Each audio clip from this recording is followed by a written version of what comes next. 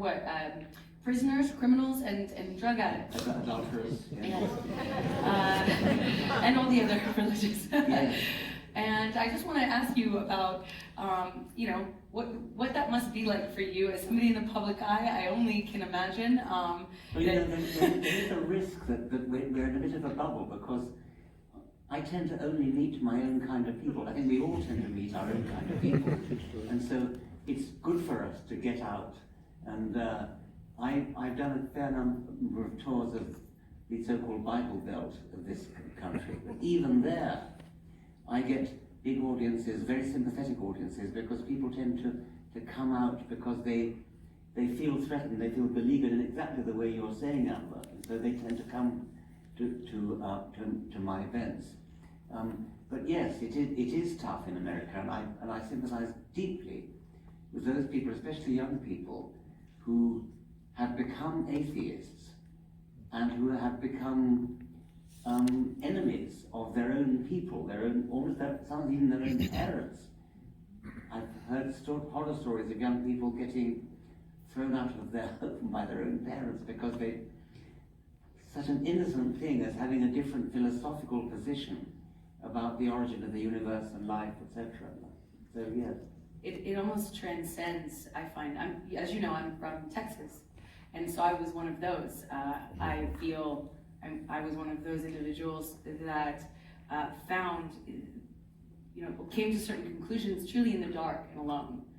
And the word atheist was, you know, unimaginable. I actually didn't know that that was a thing. I didn't know that that was an option. And I'm sure, I feel that there's a reluctance, a real reluctance, even among thinkers and interesting, curious people, a real reluctance to use, in particular, that word. And I want to ask you specifically is why do you choose, as opposed to agnostic, as opposed to some other, you know, euphemism?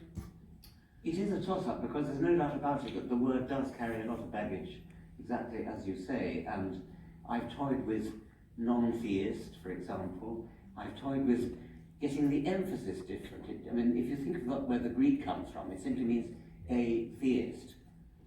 Non-theist, atheist. So you could actually emphasize it differently, but then it sounds wrong. It sounds like you're saying, I am atheist, but of course I'm not.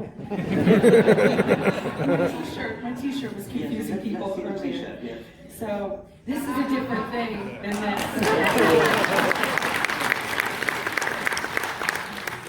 We do come in for a hell of a lot of hate, and Robin was mentioning earlier that on YouTube I've actually read my hate mail. I was going to say, you might be one of the only people who gets more hate mail than me.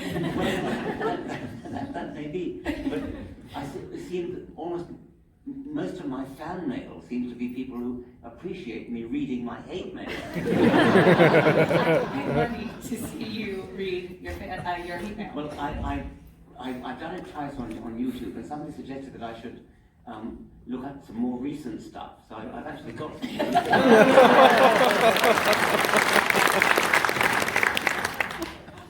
Okay. I salute only Jesus. When I was praying in depth with my prayer group, Jesus told me that you are the devil. My fellow humble Christian said that when I was praying, I was floating off the ground. That's proof that gravity is only a theory. Just like evolution. See how easy it is to prove you wrong. Why doesn't the moon fall down to Earth if there's gravity? Think about that. I am not a monkey. It's so obvious how stupid science is. Put that in a experiment. Test how hot hell is when you hopefully die soon. Bring your precious scientific tools so you can accurately measure it. God will smite you. I would have you burned alive, but I'm a Christian. And that's not what Jesus Christ would do. only do that if I was an atheist. You should be happy that I'm not an atheist, because if I was, I would do horrible things to you. Have you ever had a cactus shoved up your ass? That's only a taste of what I like to think about doing to you. You should be thankful that there is religion, because if there wasn't, we would come after you. You are a shit-eating fascist, like Hitler, who will burn forever in hell, while Hitler fucks you. You are the kind of person who would have eaten from the tree of knowledge. You are the snake who tempted Eve. You tempt happy Christians into hell with your books and your videos of evil. Their blood is on your hands, Dick Dawkins. You are the delusional one, just like a blind watchmaker can't make a watch. You can't make a person, only God could. Why don't you fucking realize it? Because you are a stupid atheist fag, and I hope you die a horrible death, fag! Fuck you, your worst enemy. A warning, Mr. Dawkins. Atheism is yet another example of the attempts of the Jews to denigrate society. It is no surprise that the Jews who rule society are the biggest pushers of homosexuality, capitalism, atheism, mixed-race marriages, mass immigration, multiculturalism, transsexualism, leftism, conservatism, especially neoconservatism, which is as Jewish as a bar mitzvah, libertarianism, and many other degenerate ideologies.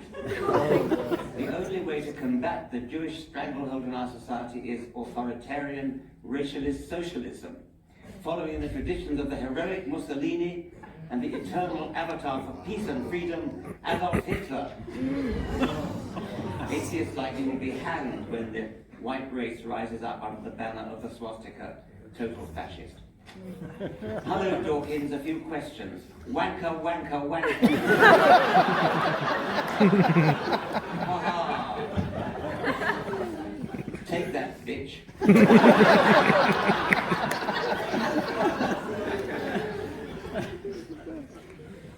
Fuck you, Dawkins. You pathetic leftist shill for Islam. Save the NHS, that's the National Health Service. Fucking destroy the NHS. Ridiculous I have to pay for old jihadists like you to get dental operations. Go suck Andy Chowdhury's dick, you shill for Islam. And go rape Karl Marx's dead corpse. F.A. Hayek forever, bitch. Someone who fucking hates your guts. I should add, by the way, when I got this printed out in the hotel today, I went down to the reception to pick it up. A very nice young woman there said, sorry, we couldn't print that. Too many cuss words. And she said, don't you mind being called all those things? I said, no, well, that's the point. I want to read it out. She said, well, I better go and call the manager. She called the manager. And I eventually persuaded him that it was okay to print it out. I sure thought I'd leave you before leaving this topic with just one last one, which I received a few months ago. I think it's the best of all. After all that stuff you've just been listening to, listen to this nice one. I hope you lose your watch and are late for an important appointment.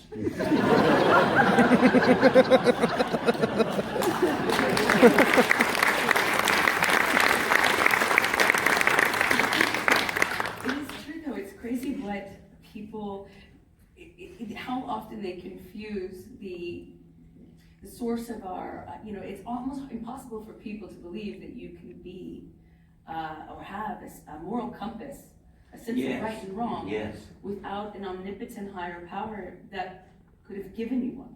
It's interesting that there's most Americans don't believe you can be more. That's such a weird misconception. I even got a whole chapter even in Uncreated God. The idea that you either do or should get your moral compass from the Bible is a truly shocking idea. Have you ever read the Bible? Just imagine getting your moral compass from the book of Deuteronomy, the book of Leviticus. And a man was caught gathering sticks on the Sabbath. And Moses said to the Lord, what shall we do to him? And the Lord wasn't messing about on this occasion. He said, the man shall be stoned. And he was stoned, and he died. For picking up sticks on the Sabbath. That's your moral compass. Stoning adulterers to death is part of the moral compass. It's a horrifying idea that we should get our morals from the Bible. The other reason why people might think that you need religion in order to be a moral person is that they think that if you don't have religion, there's nothing to stop you. There's nobody watching you. There's nobody policing you and stopping you doing immoral, bad, criminal things. I was once on a radio show and a man from Texas phoned in, one of those phone-in shows, and he said, if I didn't believe in God, I'd go out and kill my neighbor. And I said, no, you wouldn't. He said, yes, I would, he said. And many people think that it's only the fear of God that stops people from murdering and raping and robbing. And if that's true, it's a pretty shocking indictment of the human species. The only reason we're good is that we're frightened of God, we're frightened of going to hell, that we're trying to suck up to God. Apple polish, is that the expression you have? Apple polish? Yeah. What children do to teachers to suck up to them. It's a shocking thought that the only reason you do moral things is that you're frightened of God. I suppose it could just conceivably be true, but let's hope it's not. Well, isn't it ironic, the people just featured in your wonderful piece of hate mail there, don't you feel, it reminds me of some of the mail I get with regards to predominantly being atheist and having spoken out loud about it, how dare I.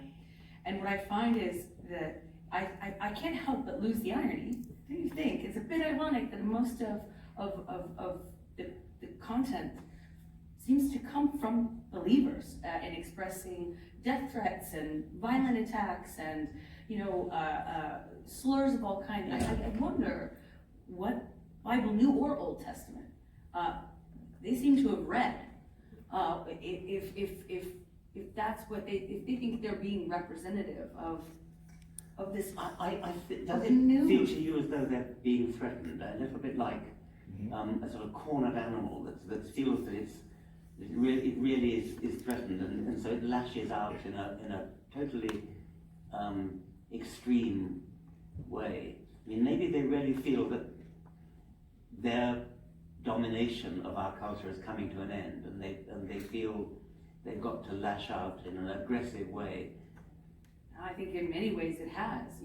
The church, if this was 300 years ago, we would not be able to have this conversation. People like you and I would not be allowed to, and many, many, many thinkers that have changed our minds forever and that have saved countless lives from misery and disease and darkness have been permanently silenced by the church, and they've enjoyed this position of power for quite some time, and have quieted dissent and inquiry for their existence, the institution's entire existence. And I think it is interesting that now that they don't have this position, they kind of meekly try to, creep back and have these individuals fight on their behalf, and these private crusades that amount to nothing but bathroom wall graffiti, That's right.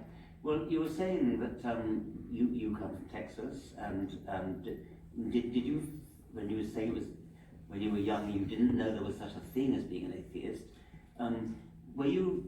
Did you have problems with your family over that? Yes, I remember I said, I got a call from my father because it was coming out in the press. And he said, baby girl, you can't be it. Okay, this vegetarian thing, and the gay thing, or whatever you want to call it, but you can't be an atheist. I was like, but I am. We're Christian. We are Christian. I'm like, but I'm not. We're Christian. I'm Christian. How could you can't be an atheist? Just anything else. So he's reaching for anything else.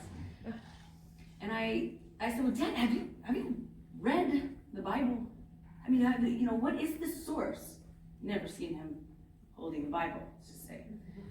And he said, well, of course not. I'm a Christian. But it taught me, I think there's something very important in that lesson about the cultural influence. Yeah. It's almost like, I know many secular Jews. Many of my friends they claim Jewish heritage, they observe various traditions, but they don't practice any recognizable form of ritualized, respect for the religion. And I wonder if it's almost taken its own identity. You were surprised yesterday when we were speaking about the fact that I, in Catholic school in the 90s, was taught intelligent design. Well, yes, I am surprised at that because I thought that the Catholic Church, above all, among Christian churches, accepts evolution, and certainly, I mean, popes from Pius XII, John the 23rd, I suspect both John Paul's, and Benedict and now present Pope Francis. They all support evolution. They kind of smuggle in an immortal soul at some point. Yes, he got it all. But that's exactly but that's then, the so point. why, when you were at Catholic school, did they teach creationism? Then we're done with all the fun. But that's exactly my point. It was, yes, in principle, there's the dogma that kind of, yes, sneaks God in to have started the whole thing and accepts that evolution is real. But it's not cultural. That doesn't speak anything to the cultural environment in which I was raised, and so many other people were raised. The way that somebody that hasn't read the Bible, that lives in that world, and that hasn't, well, frankly, inquired about much, can say, I am a Christian. Yeah, of course I haven't read the Bible. It is a cultural attitude as opposed to... It goes on from generation to generation. Yes. When you were talking about your father, and he's saying, couldn't be anything like him, be gay, but not an atheist. Do you know Julia Sweeney? Yes.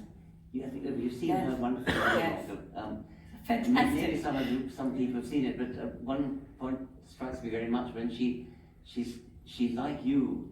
It was going to come out in the press. It did come out in the press that she'd become an atheist, and her mother read it in the newspaper, and she said, "Well, I don't mind you not believing in God, but an atheist." Because it's synonymous with evil. It's deeply right, misunderstood. Yeah. I think in this country that partly comes the legacy of McCarthyism, where the phrase atheist communist was almost Yes. a single word, and so it kind of gets lumped in with communism. I see that all the time, especially in the attitudes of a generation older than mine. But it is, I think it's in part and parcel, from the lack of representation. We've only been allowed to be out of the closet as an option. Yes. And so very recently, in terms of our history, we have very little representation of atheists as humans. I wanted to ask you about Hollywood. Potentially would be a very powerful place to influence people. Had you given any thought to the idea of making a film in which atheists are portrayed as sympathetic, humorous, nice people? I really couldn't, I can't think of, off the top of my head, I can't think of those characters. I don't know if I've seen those characters. Certainly hasn't been mainstream. And we need that. We need representation. We need representation of what atheists are about, of the beauty and the magic and the humanity there within. It's very important to bring humanity. And maybe take a leaf out of the gay community's campaign, which has been extraordinarily successful, and has transformed from, well, when I was still at university in Britain, homosexuality in private was illegal. You could go to prison. Yeah, buggery. Yes, and now it's absolutely okay, totally respectable. Now that's a huge transformation in a very short space of time. Let's do the same thing. I agree. And I think Hollywood might be a powerful weapon. We in the public eye have an immense opportunity, an incredible power, but with that comes an incredible responsibility to do that with it, which is right for all of us. It will take a tremendous amount of work, but we need to bring it out of the closet. The part of what was so successful about the incredible advance that we saw for LGBTQ rights in the last 10, 15 years, as you mentioned, and I've been there, come out of multiple closets. What was so, that rested on the fact of how important visibility is. Because it is easy to hate and demonize those you don't know, that you can't see, that you think you don't know. It is very hard to hate a group for their ideas, for what you think of their ideas as a concept when you know them. Familiarity is everything. Yeah. And we, in this position of people in positions of attention, we have an incredible, enormous responsibility, like we do in Hollywood, enormous responsibility to use that to shape the narrative and to push us forward. It's about progress. It's about advancing humanity. I mean, you don't really need to pick up a history book to see the trend, the arc of justice and the direction it's heading in. And I think we should lean into basic principles of humanism and fight really hard for it. And I think we come out of the closet, it's the first step. Get into the light. You know, I really want to work on projects. In fact, if anyone reads or knows of a good story, wants to submit, I'm making movies right now, and I would love to see those stories come out to light. We haven't seen those. Yes. I think it's immensely important. About 20 years ago, I was in Hollywood for a meeting convened by some organization to bring together scientists and Hollywood people. This wasn't about atheism, and this was about science. It was about trying to portray scientists as sympathetic characters rather than just boring nerds. And I'm not sure the word nerd had been invented in those days, but that's what it meant. And Jim Watson, the geneticist, was there, the double helix man. And there was an awful man from Hollywood, I won't say his name, who was trying to sort of rubbish the whole thing and trying to destroy the whole enterprise. There was a lot of goodwill between the scientists and the Hollywood people, but apart from this one man. And Jim Watson at one point said, "Are you for real? You remind me of an escapee from the Yale English department."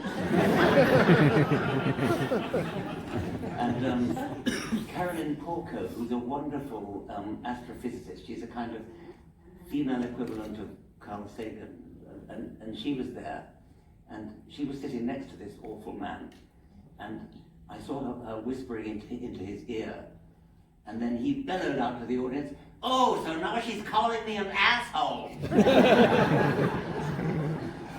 Which he was.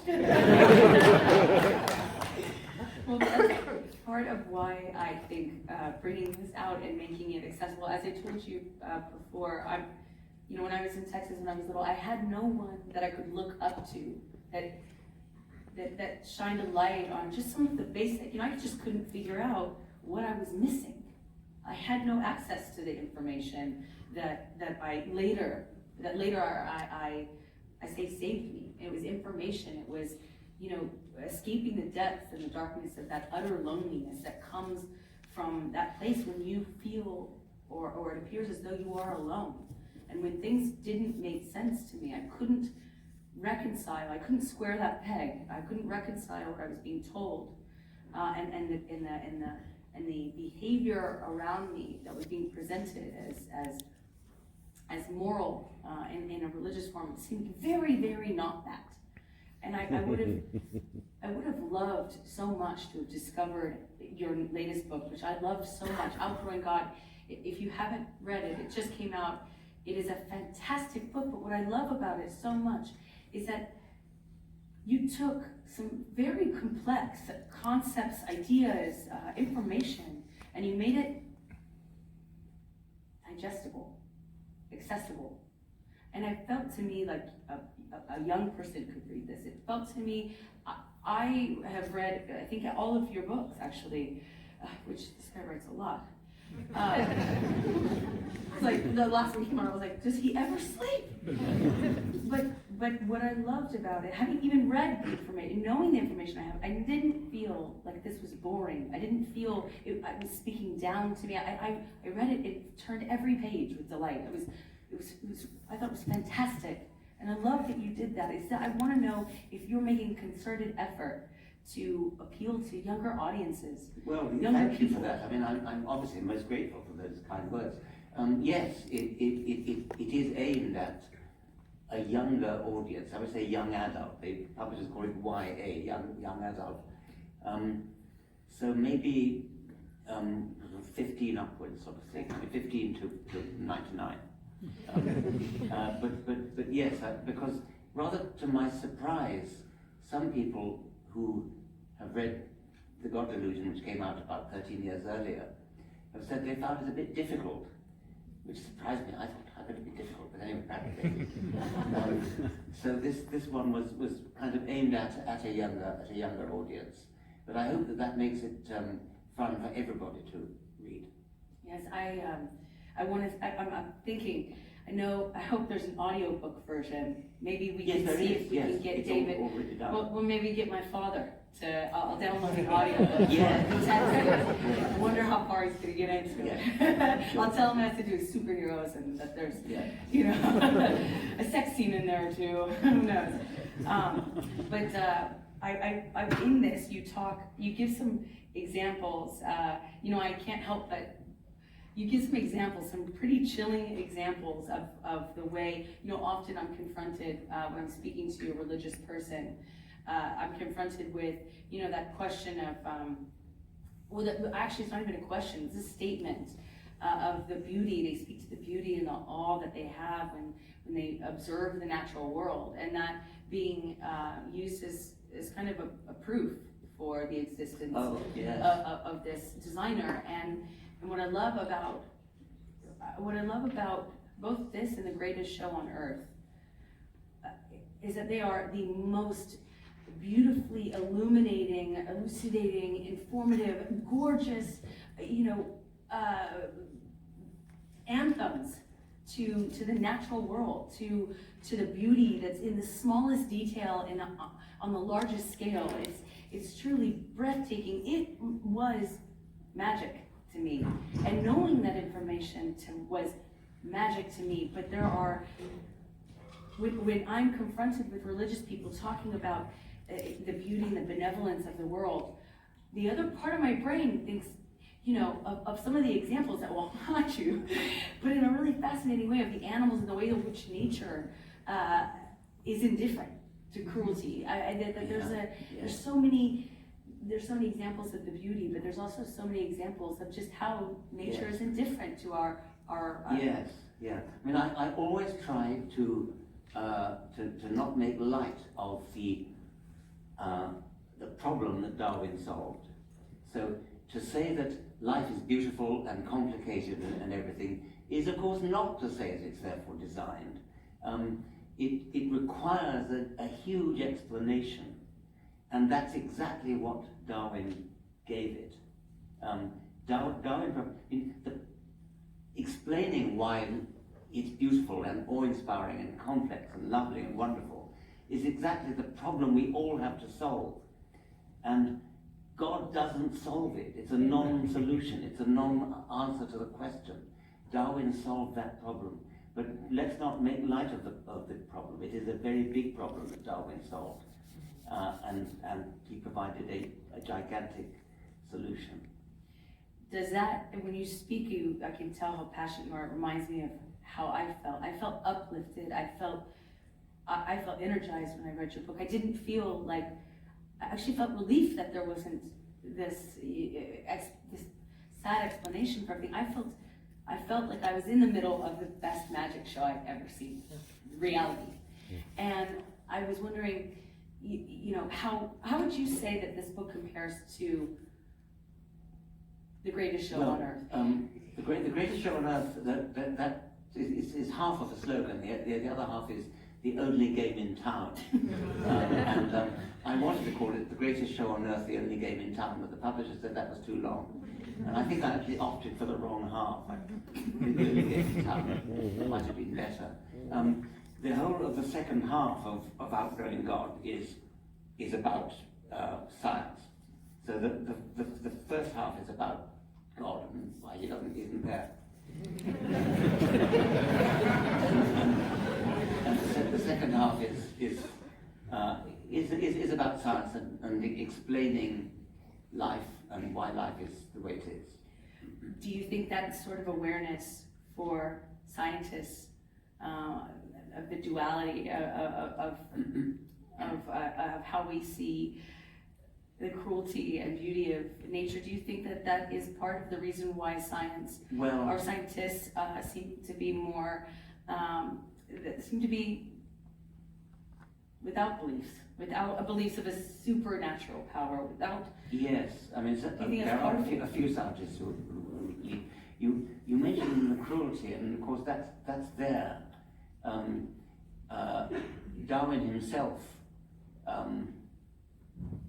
he was a bit ambivalent about it. Sometimes he extolled the cruelty, and in a rather horrified way, he said, I find it impossible to believe that a benevolent deity could possibly have knowingly created the Ichneumonidae. The Ichneumonidae, a group of wasps which sting caterpillars or other prey, not to death, but to paralyze them. The great French naturalist, the great 19th century French naturalist, Jean-Henri Fabre, described how an ichneumon wasp stings the caterpillar, carefully pinpointing each ganglion in the ventral nerve cord all the way down the caterpillar's body, which has the effect of paralyzing the caterpillar so that it cannot move, but keeping it alive.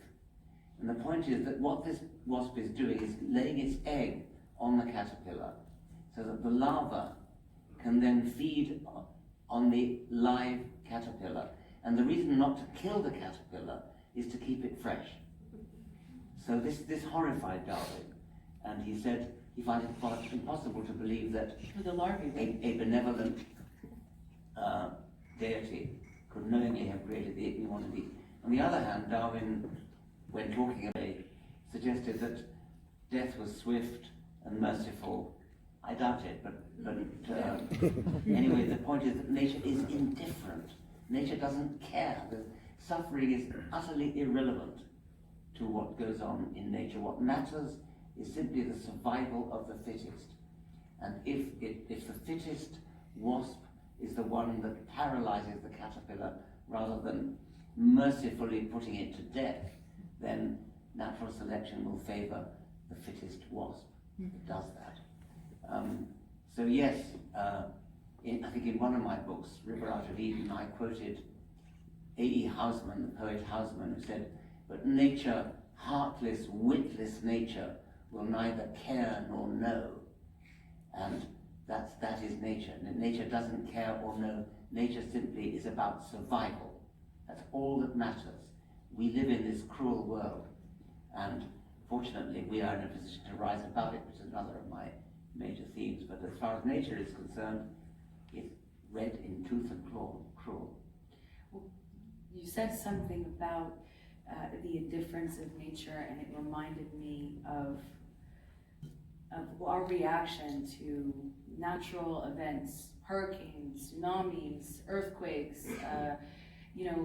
For time immemorial, we have blamed these on invisible gods and deities, and looked to them not only for responsibility and answers, but I wonder we're still doing that in mass. You see Yeah. a natural disaster. Yeah. I wonder, other than just being a complete waste of time and completely pointless waste of effort, what is the harm in that? Like, have you noticed how when God sends the most terrifying hurricane, earthquake, tsunami, thousands of people killed, tens of thousands of people killed, one child is saved?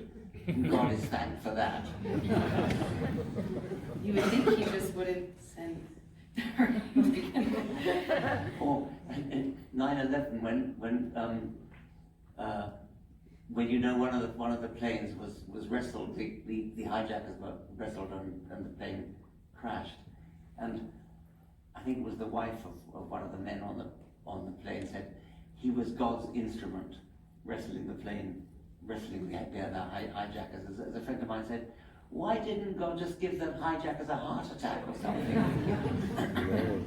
I wonder if efforts, sentiment like that, ideas like that, especially with how easily they spread, how much damage that does to real efforts to find real solutions in the real world, whether it is addressing climate change, which is a huge part of the reason where so many people are experiencing this. Instead of addressing why we're experiencing this drought in this way, why we're, instead of actually putting real-time efforts and energy into solutions, that if you feel that that's... Yeah. Well, the most extreme example, am I not right that the minister responsible, not minister, whatever, the Secretary of the Environment in the Reagan administration said, oh, we don't need to worry about climate change because Jesus is coming. So many Americans believe that. I know, yes. What is it, almost half of America, no, it's about 50%, I think it's around half, believe that Jesus is coming back in their lifetime. Yes, well, they believe that ever since Jesus. Then Jesus himself thought he was coming back into the light. Come back, hide, show up on toast. By the way, somebody sent me a cartoon which showed a man looking rather nonplussed at a piece of toast that just popped out of the toaster and said, the face of Richard Dawkins has appeared on it.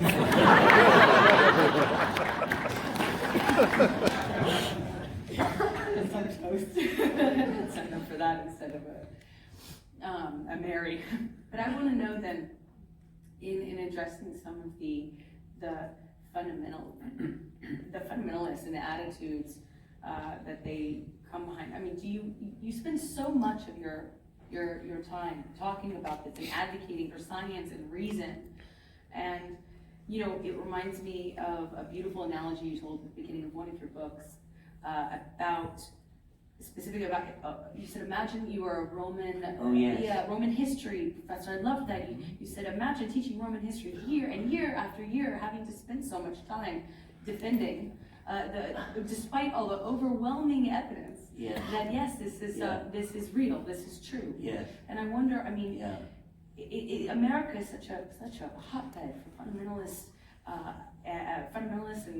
and Christianity and kind of irrationality in general. Yes, not just in a religious sense. It is true that science teachers, biology teachers especially, obviously, have to waste an enormous amount of time fending off hostility, attacks from children in their class, from parents, from head teachers, from school governors, from school boards, who try to stop them teaching their subject. And I did indeed liken it to a teacher of Latin, or a teacher of Roman history, a teacher of Latin, say, who had to waste half the lessons before getting on to teach Latin at all, defending the proposition that the Romans ever existed.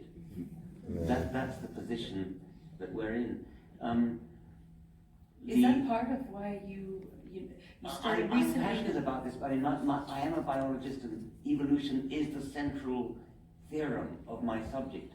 Nothing makes sense in biology other than in the light of evolution. I keep hearing horror stories from teachers who have to, as I say, waste their time defending the fundamental proposition their subject, of their subject, which is biology. My foundation, the Richard Dawkins Foundation for Reason and Science, which is now merged with the Centre for Inquiry, has a program called TIES, the Teacher Institute for Evolutionary Science, which is run by a marvelous middle school teacher called Bertha Vasquez in Florida. And she runs workshops to teach middle school teachers how to teach evolution. And this is so important because they have to, as I say, defend their subject. And they're not, often they don't have a science degree, they often have a degree in general education or something. And so they're not, they may be equipped to teach about cell biology and biochemistry and things, but they are not equipped to do battle, which is what it amounts to do battle in favour of this central theorem of their subject. And she helps them, giving them lesson plans and reading lists and practical classes and things to help them to teach evolution, to inspire the children with this most truly wonderful fact that we now understand ever since Darwin and his successors. We now understand why we're here, why all of life is here, why life is so beautiful, so elegant, so diverse, and why it has such a powerful illusion of design. We now understand that, and it's one of the greatest gifts that a teacher can give to any child, to explain to them this wonderful fact. You recently said that you were asked how you would want to be remembered. You are an educator and a scientist, and I believe when you asked, you said educator. Is this why? Yes, I mean, I'm so in love with the natural world, and I want to. It's not just that it's beautiful. What's beautiful is that we understand it. Yeah. It's the understanding that's so wonderful.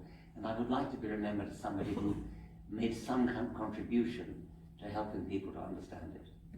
Yeah. When you say evolution, kind of sounds like evolution. Yeah, it's quite fitting. I like it. Oh, they're onto that. Yeah. What do you think if Darwin could come back today? What do you think would most astonish him? Well, you know, it's funny you should ask that because I once was invited by a Japanese television company to put on a little act. They dressed an actor up as Darwin. He was an English actor, he wasn't Japanese, he was English. He came and knocked on my door, and I had to open the door and say, Mr. Darwin, I'm delighted I am to meet you, do come in.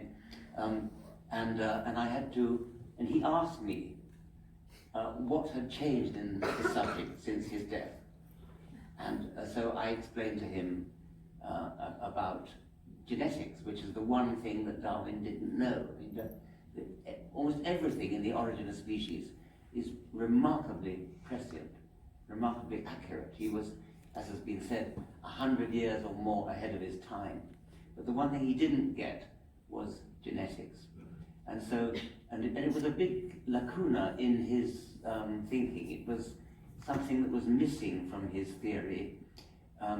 He was even criticized by one of the leading reviews of the origin of species for what looked like a major difficulty in the theory of natural selection.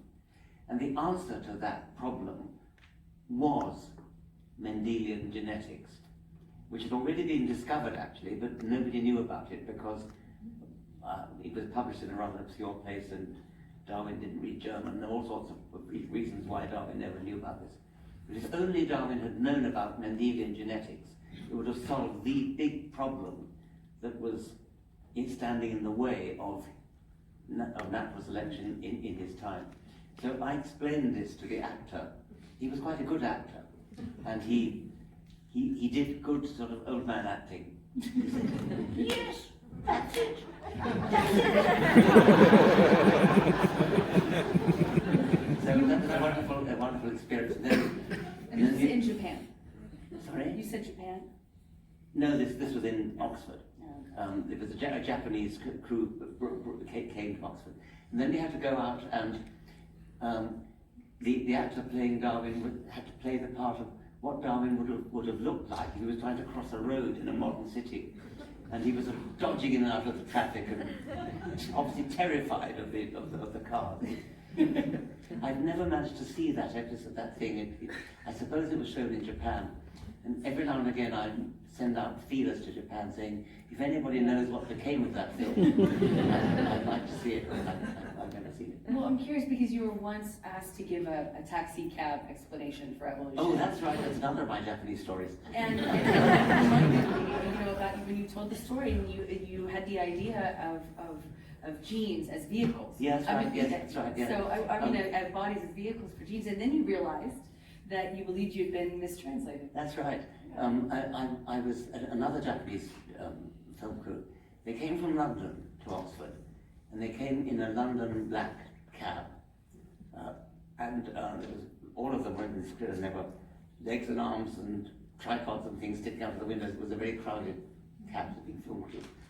And the first thing that happened was that the official interpreter couldn't speak English.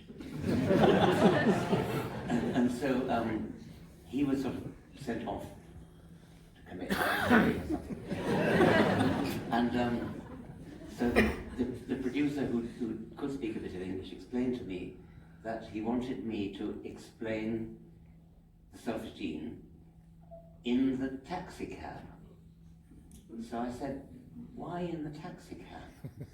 He said, are you not author of Taxi Cab Theory of Evolution?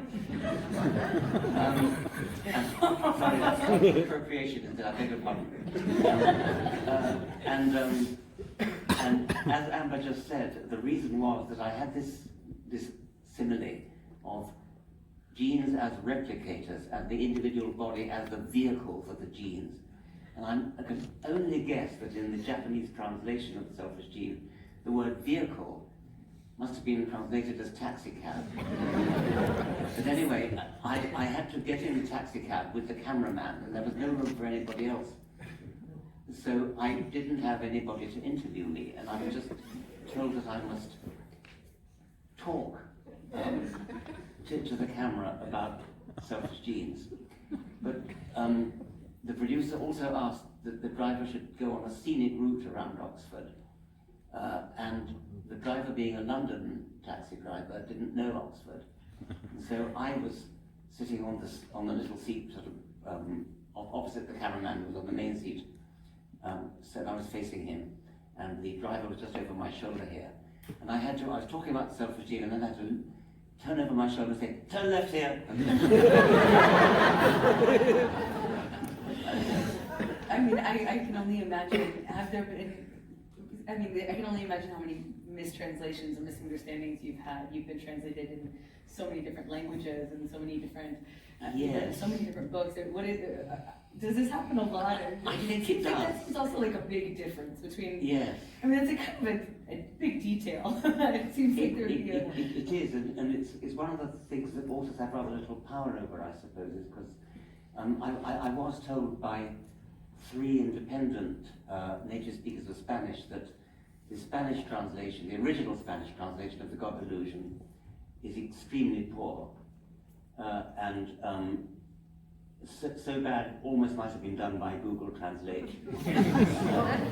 And so I did actually tell the Spanish publisher, and they very decently scrapped that edition and commissioned a whole new translation. So if anybody wants a Spanish edition, make sure it's the revised one, not the.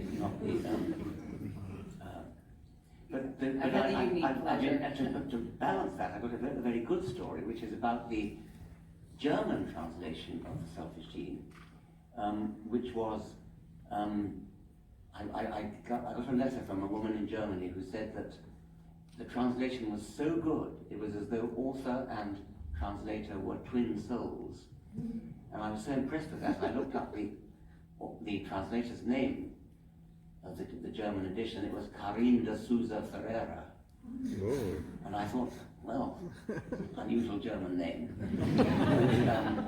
I then met a Swiss-German biologist called Hans Kummer, and I started to tell him this story, and I didn't tell him the name of this.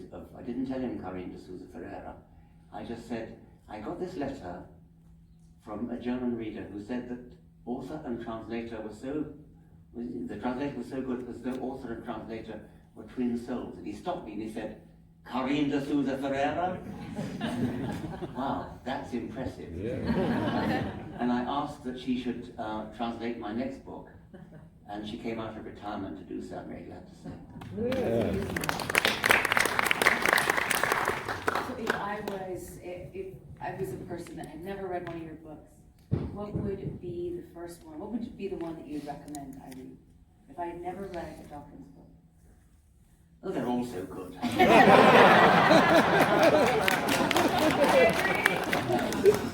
I suppose, well, River Out of Eden is short, and so it's so short that you could read it just like that, and then if you like it, you can read all the rest.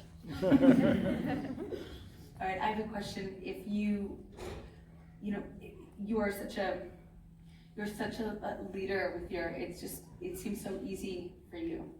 And I admire you deeply because you use the platform that you had, as I mentioned before, and I respect how hard that can be, what a sacrifice that can be to your private life, to your sanity at times, I'm sure.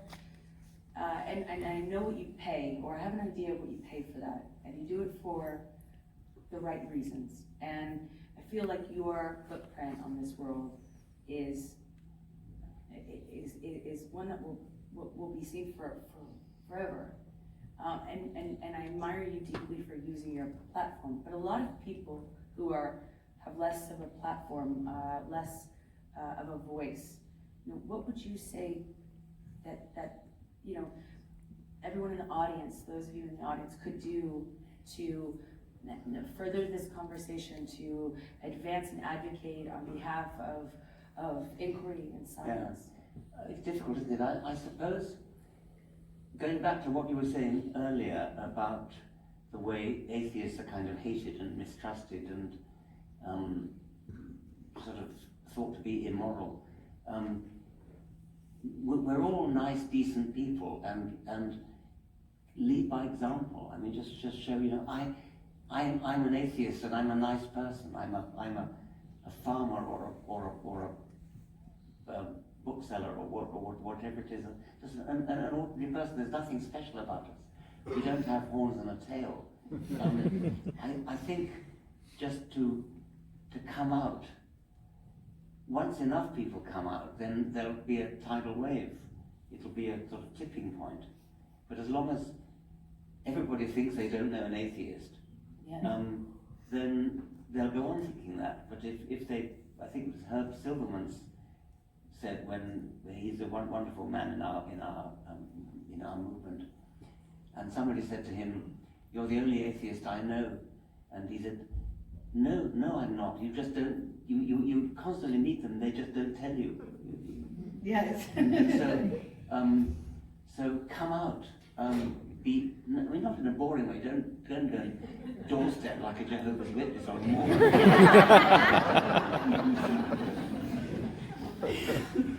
So I've heard you say many times that you think it is high time for a scientist to win the Nobel Prize. For literature, yes. So, yeah. other than you, who would you vote for? Who has your vote? Well, there've got to be a lot. I mean, Carl Sagan, the obvious one. He should have got the Nobel Prize for Literature, but unfortunately he's dead. Jacob Bronowski should have done as well. Stephen Jay Gould. I mean, I never saw eye to eye with him about anything, but he was a beautiful writer. So science is a superb vehicle for great literature. Why on earth should the literature prize go to novelists all the time? Why not for books about things that really happened?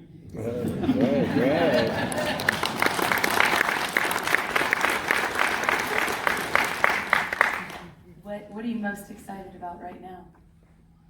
That would be telling. most excited about right now? Well, I've got a couple more books coming out. But I shouldn't be plugging my books. What are you most excited about? You're directing a film, aren't you? Yes, I'm directing, producing. It's about telling stories, and I am really excited that I have this incredible opportunity to do that, but not to stop there. You know, it's not enough for me to stop, with my films and playing characters. I want to play characters that impact people. I think it's important to tell stories that don't just entertain, but impact people. I feel like storytelling is the most important tool that humans have ever made or been made by. I feel like we have been as shaped by storytelling and the power of that as a vehicle for empathy, as we have been responsible for creating it. Storytelling is everything to me. So I guess in short, I'd like to continue to push the conversation forward in the right way, and if it pisses people off along the way, so be it. Are you acting in your own film? Yes, the short, yeah.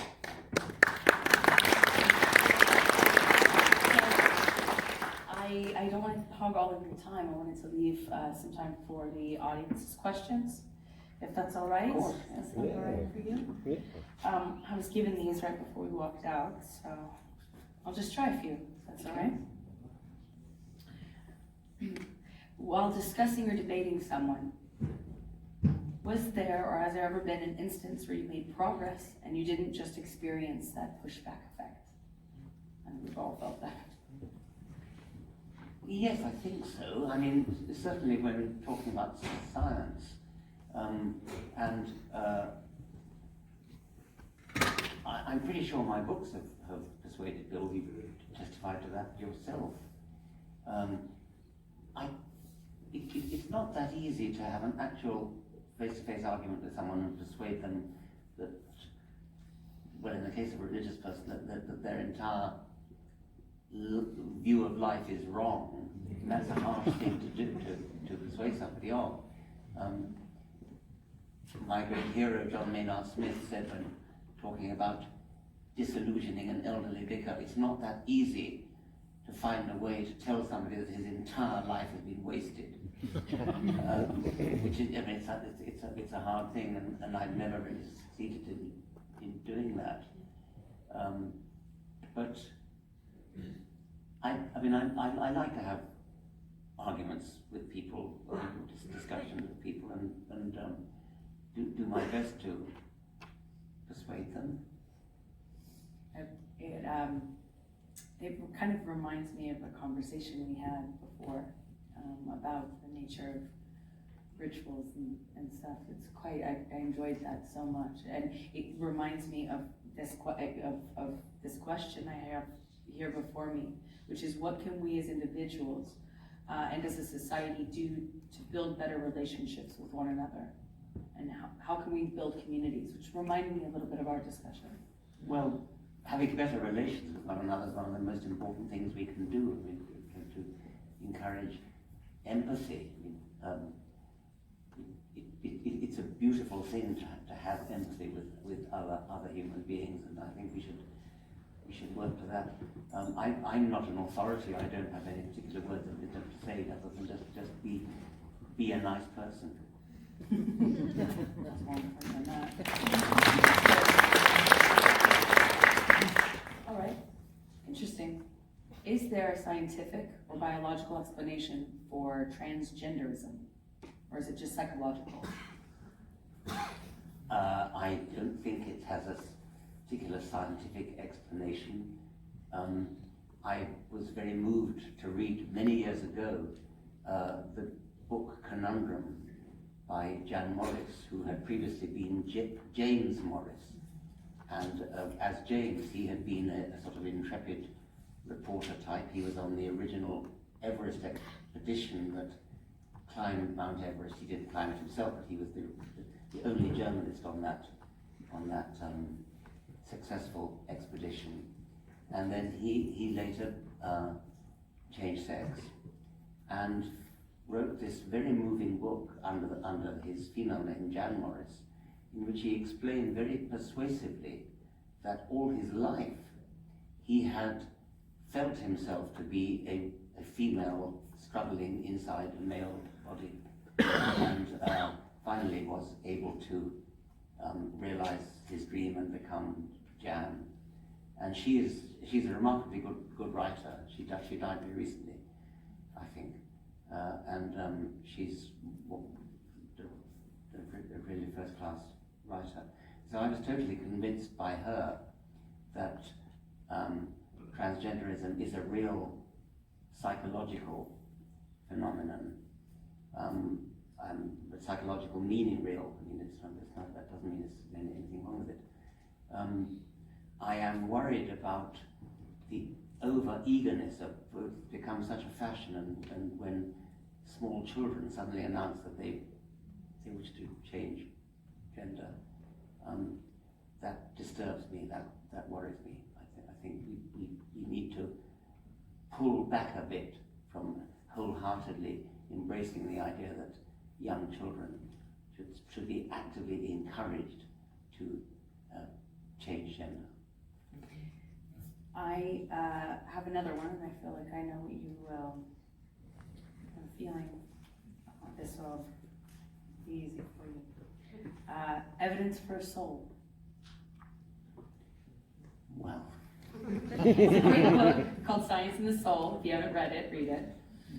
Okay, Science in the Soul is a book of essays, previously published essays mostly, and it covers a wide variety of things. Obviously, I was playing with the idea of soul because to many people the word soul implies dualism, implies an immortal soul, implies something that is not part of physical reality, not part of brain stuff, and survives death. Obviously, I don't mean that. I don't mean soul in that sense. But I do feel soulful. I do feel spiritual. I do feel poetic. And one of the things that makes me feel most poetic is, in fact, science. And so I acknowledge one of the two meanings of the word soul in the Oxford Dictionary, which is that one, and of course not the other one, not the dualistic one. All right, do you want to do any rapid fire questions? It's like one word response to... You could try, okay. All right, so try to, first response, rapid fire. Do near-death experiences provide evidence for life after death? No. What would you like your legacy to be? I already said that, an educator. Well, first of all, on near-death. I tried to cut in there just, you know. Let me recommend Susan Blackmore's book on this, because she's looked into it. There's a very good physiological explanation for near-death experiences. What is important for humans? I think they're right. That's not a one-word answer. Fair. Let's see.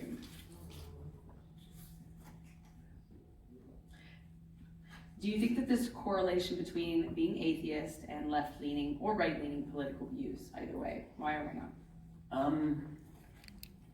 I have not examined the evidence.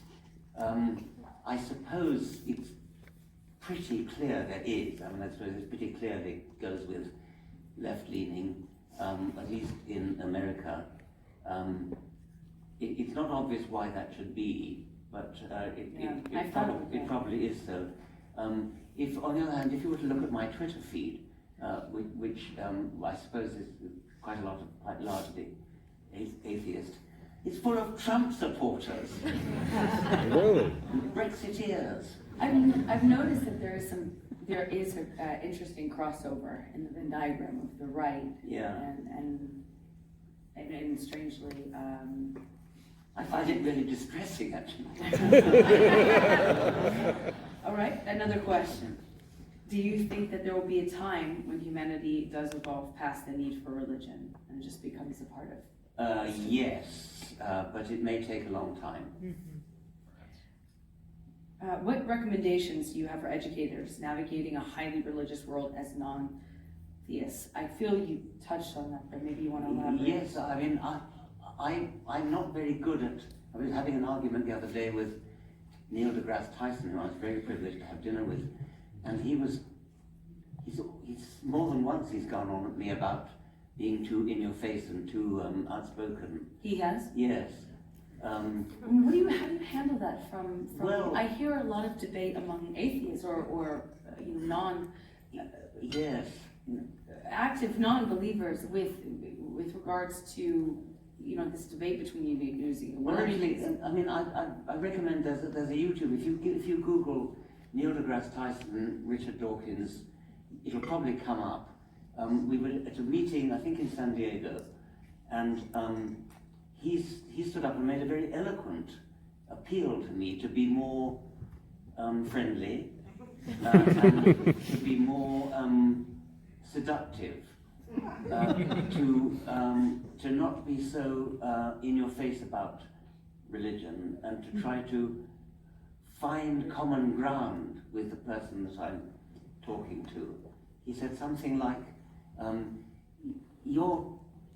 was then professor of the public understanding of science, and you don't try to put it out there and expect people to take it or leave it. He was very eloquent, and I recommend you to listen to it.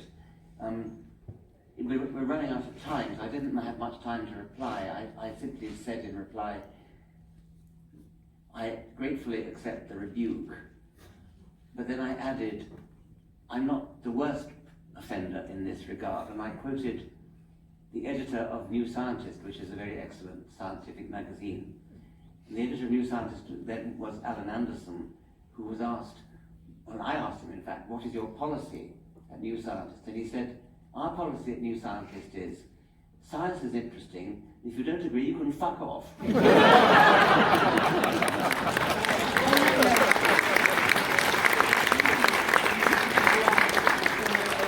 Thank you so much, Thank you so much for sharing this space with me and everyone. I've learned so much from you. Thank you so much for everything. Thank you very much, Anna.